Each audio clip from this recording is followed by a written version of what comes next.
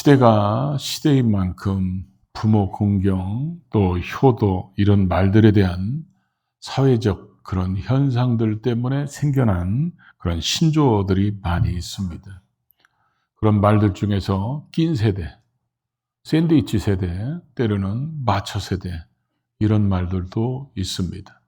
그런 신조어들이 생기고 그런 말들이 많이 쓰여지는 세상은 그만큼 하나님께서 원하시는 본질에서 많이 벗어났고 그만큼 세상이 변질됐고 타락했다는 그런 모습의 반증일 것입니다. 하나님께서는 이 땅에 모든 사람들 중에 가장 소중하고 가장 중요시 여기는 명령이 바로 부모를 공경하라 이렇게 말씀을 주셨고 명령하셨습니다. 그래서 시대가 변할수록 효도의 방법은 바뀔 수 있고 변할 수 있지만 그 근본, 의미, 목적은 절대로 바뀌어서는 안 됩니다. 그게 주님 오실 때까지, 때로는 우리가 주님 앞에 설 때까지 그 근본 의도는 바뀌어서는 안 되는데, 그래서 우리가 이런 어버이 주일에 아마 어쩌면 가장 많이 듣는 본문일 겁니다. 다시 한번 우리가 내가 이대로 살고 있는지, 이대로 실천하고 있는지, 또 이대로 잘 할 수 있도록 가르치고 있는지 우리를 돌아보면서 다시 한번 이 말씀의 근본적 의미를 되새김으로 하나님이 약속하신 그 약속의 복이 우리와 우리 후손들에게 계속 이어지는 신앙의 명문가를 만들어가는 우리 모두가 될 수 있기를 주의 이름으로 축복합니다. 먼저 하나님께서 사람 사이에서 가장 중요하게 여기시는 명령이 바로 부모를 공경하라는 것입니다. 하나님께서 십계명을 주셨는데 그 십계명은 크게 두 가지로 나눌 수 있죠. 피조물이 어떻게 하나님을 잘 섬길 것인가에 대한 대신 계명이라고 그럽니다. 그리고 사람과 사람 사이에는 어떤 모습으로 살아야 되는지 그걸 대인 계명이라고 하는데 5계명부터 10계명까지 그 대인 계명 중에서 첫 번째로 주신 그 말씀이 바로 부모를 공경하라는 것입니다. 성경에서 어떤 말씀이 계속해서 반복되거나 자주 인용되거나 거기에 대한 부연 설명들이 많이 붙은 말씀들은 굉장히 중요한 의미나 의도가 있습니다. 특별히 이 부모를 공경하라는 말씀은 십계명을 주실 때 출애굽기 20장 12절에 내 부모를 공경하라 그리하면 내 하나님 여호와가 내게 준 땅에서 내 생명이 길리라 이렇게 말씀했던 1세대들은 광야에서 다 죽고 이제 2세대 여호수아 갈렙 빼고 나머지 2세대가 이제 가나안 땅에 이제 목전에 두고 하나님께서 모세를 통하여 광야 40년의 말씀을 다시 한번 재교육을 하기 위해서 쓰여진 게 신명기죠. 그래서 신명기 5장 16절 말씀은 이 출애굽기 20장 12절 말씀을 인용해서 또 말씀합니다. 그래서 하나님께서 명령한 대로 네가 부모를 공경하면 내 하나님 여호와가 너희가 들어간 땅에서 내가 준 땅에서 내 생명이 길고 복을 누리게 될 것이다. 이렇게 말씀하셨어요. 이걸 에베소에서는 첫 계명이라고 그랬습니다. 약속 있는 첫 계명. 이 첫자라는 의미는 순서적으로 첫째라는 의미도 있고 우선순위로 가장 먼저 중요도에 있어서도 매우 중요한 이런 의미를 담고 있습니다. 첫 계명이라는 것은 많은 계명 중에서 제일 먼저 써 있어 이런 의미가 아니라 계명 중에서 가장 중요하고 소중한 의도가 담긴 말씀이다. 그런 뜻입니다. 우리가 공경하라고 그럴 때 이 공경하다는 단어의 의미는 존경하다 이런 의미도 있고 또 하나는 어떤 일에 가치를 두다, 값을 매기다 이런 얘기입니다. 그러니까 우리가 어떤 예를 들어서 이런 뚜껑 하나를 값을 매길 때 10,000원이다, 20,000원이다 이런 가격을 먹여서 물건을 주고 파는데 부모를 공경하는 그 가치는 얼마나 될까? 우리가 겉보기에는 뭐 명품이 비싸고 뭐가 비싸고 다 그럴 수 있지만 우리의 내면적인 속에서 가장 가치를 둬야 된, 가장 비싼 가치를 두고 가장 높은 가격을 매겨야 되는 게 바로 뭐냐? 부모 공경이다. 그런 얘기입니다. 그만큼 성경에서 하나님께서 이와 같이 강조하고 있는 말씀인 것을 우리에게 보여주는데, 구약시대는 이스라엘 백성들이 전체가 신앙 공동체고 혈연 공동체니까 그냥 말씀을 주셨는데, 이제 예수 그리스도께서 이 땅에 오셔서 십자가에 죽으시고 부활하시면서 복음이 이제 이방인들에게 퍼져나가면서 이 말씀이 조금씩 의미가 본질은 같은데 적용에 있어서는 조금 다르게 쓰여진 것을 보여주고 있습니다. 그래서 자녀들아 주 안에서 너희 부모들에게 순종하라. 이것이 옳으니라. 그러면서 그 이후로 이 신명기 5장의 말씀을 인용하는 것을 보게 됩니다. 신명기 5장의 말씀을 그냥 인용한 게 아니라 그 앞에 부모를 공경하라 그러면서 주 안에서 하라고 이와 같이 말씀을 넣어놓으신 이유가 있죠. 그것은 우리가 예수님께서도 그런 말씀을 하셨는데, 우리가 신앙생활하면서 부모님이 먼저 신앙을 복음을 받아들이면 이 복음이 뭔지를 아는 부모님들은 자식들에게 어떻게든지 복음을 듣고 복음을 믿고 구원받게 하는 것이 부모의 간절한 소원입니다. 그래서 구원을 받게 하는 거예요. 복음이 뭔지를 알기 때문에. 그러나 어떤 가정에 부모님들이 복음을 듣기 전에 자녀가 먼저 복음을 들었어요. 그래서 이 복음을 듣고 구원을 받은 자녀들은 부모님들이 그러죠. 이방에 복음이 전해지니까 이방신을 섬기고 우상을 숭배하던 부모님들이, 야, 너 교회 나가면 안 돼. 너 예수 믿으면 안 돼. 왜 우리가 섬기는 신을 버리고 왜 너는 종교를 받고? 이러면서 신앙적 갈등이 생길 수 있습니다. 그럴 때 우리가 우선순위를 어디에 두어야 되는가에 대한 말씀이 주 안에서 이렇게 표현되어 있습니다. 복음을 받아들이는 것에 우선순위를 둬야 되는가, 부모의 말씀에 순종하는 것에 우선순위를 둬야 되는가 했을 때 그때는 하나님의 말씀인 복음을 듣는 것에 우선순위를 두어야 된다는 것입니다. 이것은 이미 주님께서 누가복음 14장이나 누가복음 18장에도 이미 말씀하신 적이 있습니다. 무릇 내게 오는 자가 자기 부모와 처자와 형제와 자매와 자기 목숨까지 미워하지 아니하면 능히 내 제자가 되지 못하리라. 부모를 미워해야 능히 내 제자가 될 수 있다. 이렇게 문자적으로 표현했어요. 그러고 나서 누가복음 18장 29절 이하에 보면 하나님 나라를 위하여 집이나 또 아내나 또 형제나 부모나 자녀를 버린 자는 현세에 여러 배를 얻고 내세의 영생을 얻지 못할 자가 없다. 거기에는 또 부모를 뭐예요? 버린 자. 이렇게 되어 있습니다. 부모를 미워하는 자가 내 제자가 되고 부모를 버린 자가 내세의 영생을 얻을 것이다. 문자대구로 하면 큰일 날 얘기죠. 그런데 그 의미가 뭡니까? 복음과 부모님들의 말씀이 부딪힐 때, 하나님 말씀과 부모님 말씀이 부딪힐 때는 우리는 언제나 우선순위가 하나님 말씀이라는 거예요. 그래서 하나님 말씀을 들어서 우리가 복음을 들어서 구원받았어. 구원받고 복음이 뭔지를 알아. 그러면 우리는 구원받은 사람들은 가장 중요하게 여기는 효도가 뭐라고 생각할까요? 부모가 구원받는 것일 겁니다. 그래서 부모님 구원을 위해서 최선을 다하고 기도하고 그래서 그 가족까지도 다 구원받게 하는 것이 하나님의 뜻이라는 거죠.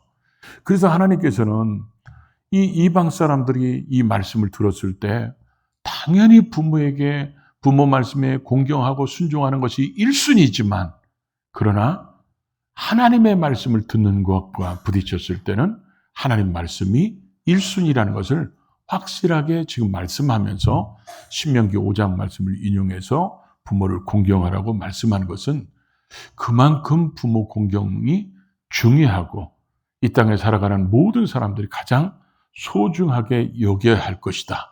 이것을 강조하셔서 하신 말씀이라는 거죠. 이렇게 하나님의 말씀해 주면 사람들이 아멘하고 다 순종하면 얼마나 좋겠어요.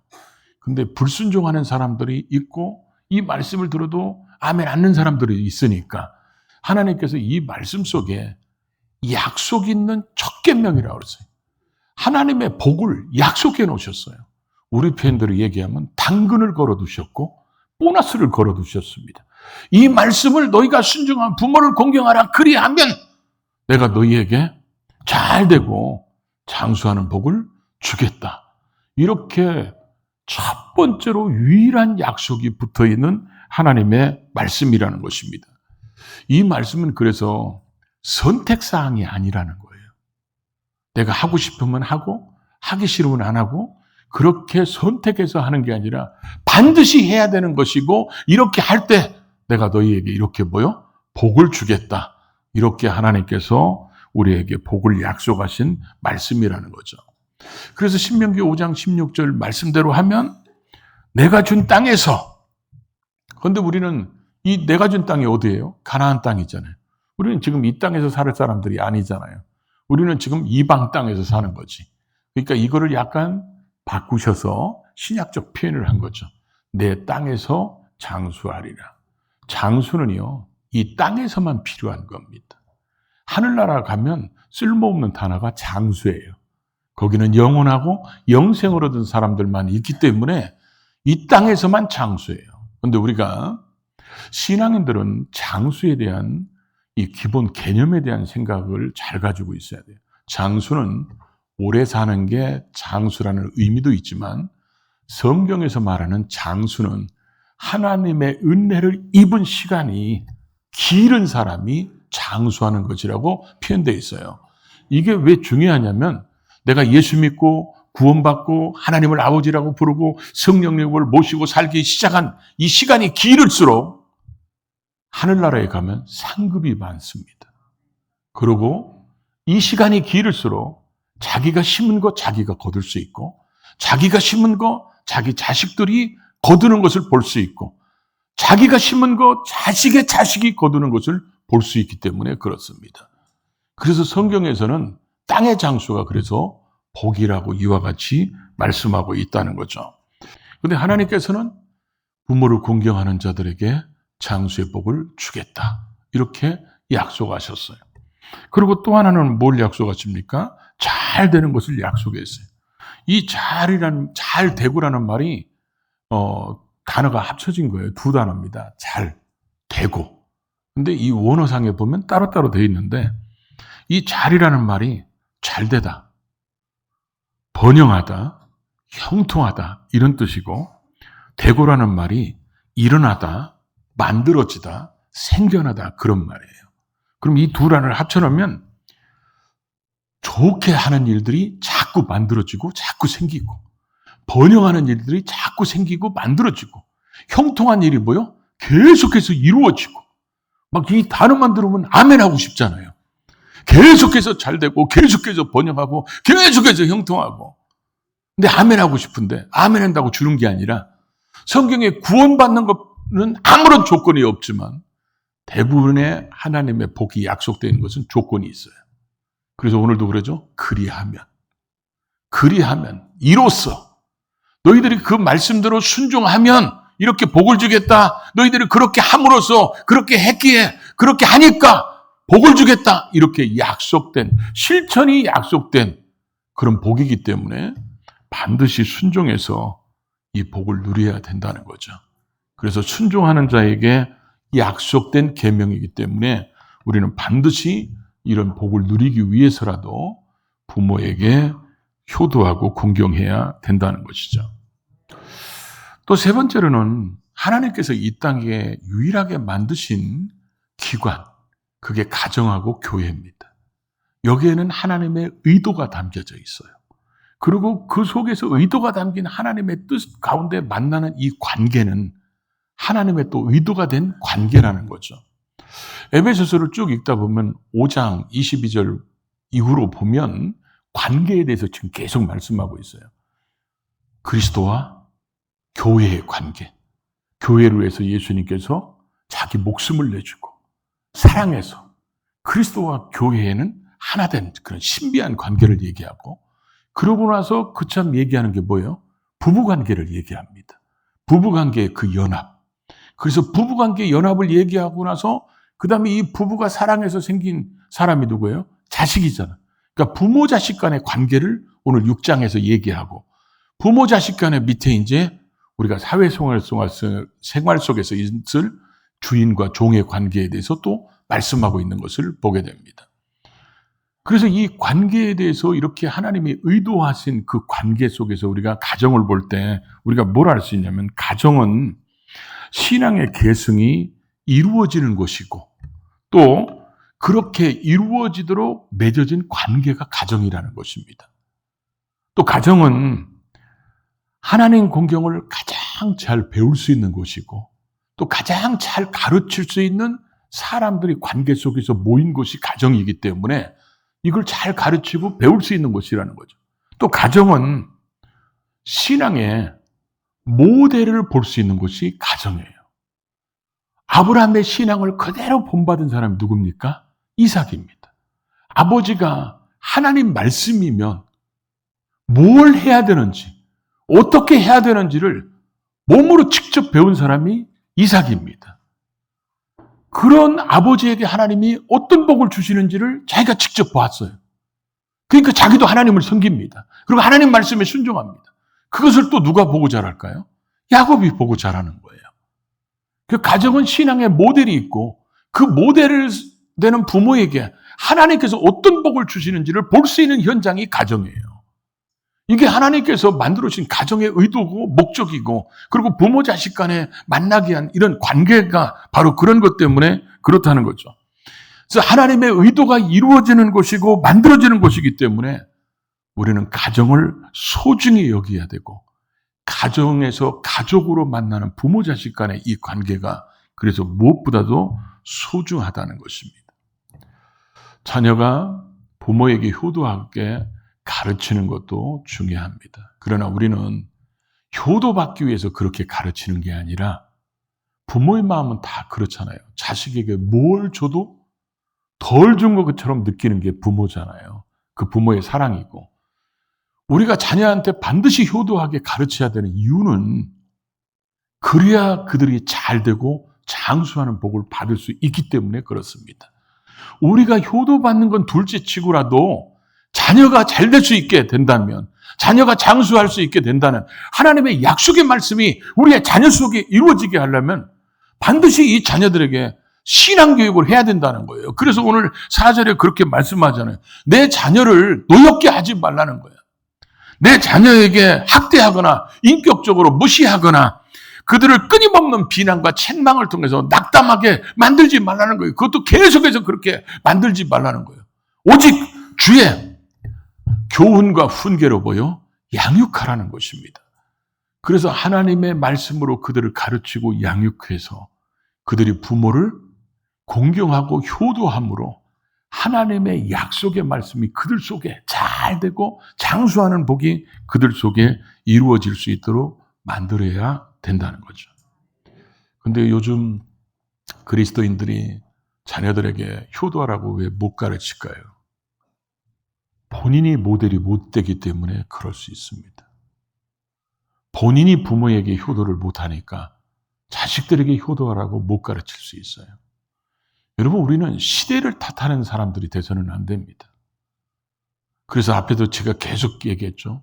효도의 방법은 바뀔 수 있어요.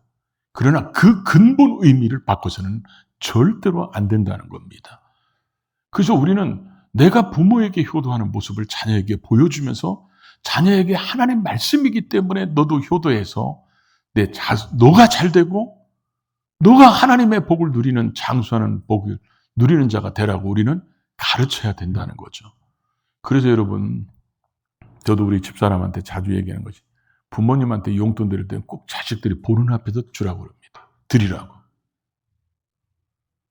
부모님한테 전화 드릴 때도 자식들이 있을 때 자꾸 의도적으로 더 전화하라고 그래요. 그래야 자식들이 부모님을 보면서 부모님을 찾아뵙는 날이 있고 부모님한테 전화를 드려야 되고 이런 것들을 보이고 왜 그러냐? 그게 우리가 대접받는 건 두 번째 치고 그 자식들이 하나님 말씀에 공경함으로 잘 되게 됐고 그들이 장수하는 복을 누리게 하기 위해서라도 우리는 반드시 그렇게 가르쳐야 된다는 거죠. 성경을 읽다 보면 또 어버이 주일이면 제일 많이 등장하는 여인이 있죠. 룻이라는 여인.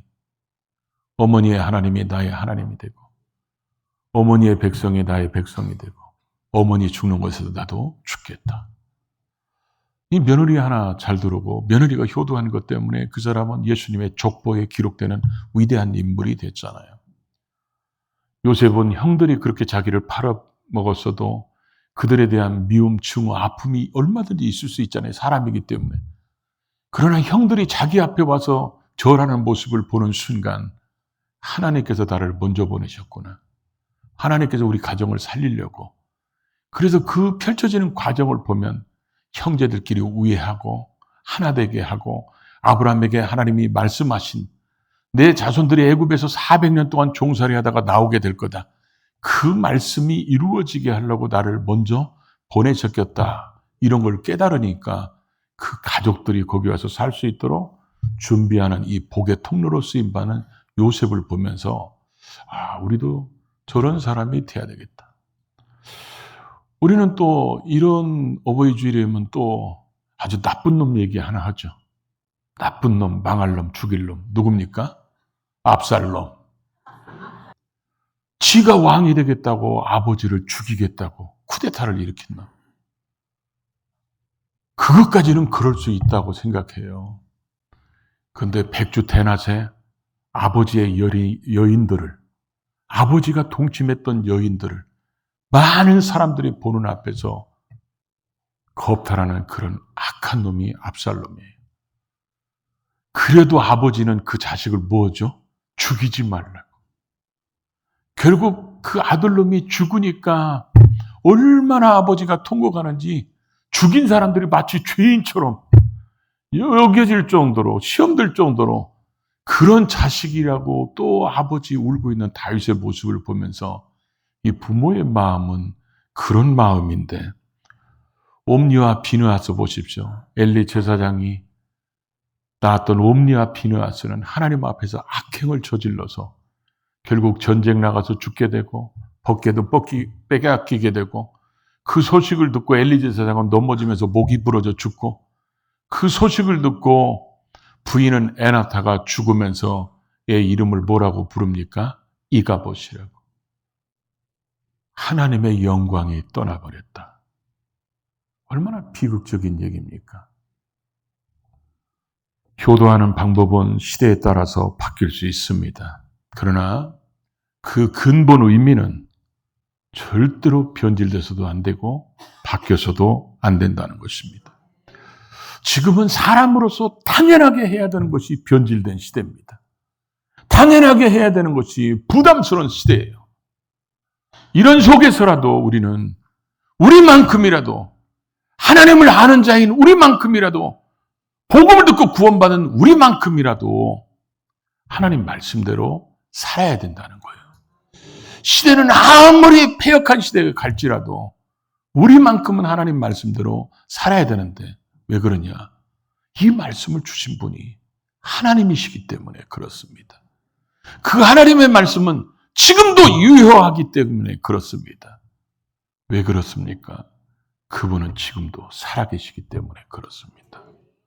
말씀대로 살아서 신앙의 명문가를 이루어가는 우리 모두가 될 수 있기를 주의 이름으로 축복합니다.